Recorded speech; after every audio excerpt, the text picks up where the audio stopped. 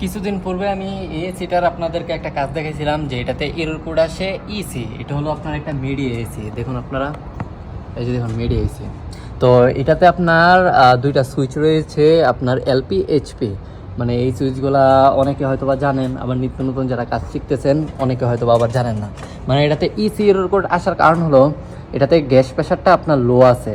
মানে এলপি আর HP switch হলো আপনার, মানে যদি গ্যাস প্রেশার যদি আপনার লো থাকে তাহলে আপনার সিগন্যাল দেবে, আবার যদি প্রেশার যদি হাই থাকে সেক্ষেত্রে আপনাদেরকে এই দুইটা সুইচে আপনার মানে সিগন্যাল জানাবে আর কি। তো এখন আইসা দেখি যে প্রেশারটা আবার কমে গেছে।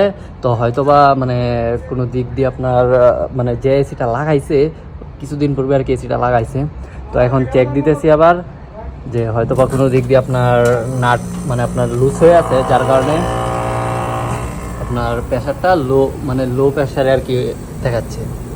তো যাই হোক, মানে যে যে জানার আগ্রহ যে আপনারা বলতেছেন যে এটা আসলে কি প্রবলেম বলি নাই, তো এটা এর আগে আমি বলছিলাম যে এটাতে ইসি এরর কোড আছে মিডিয়া।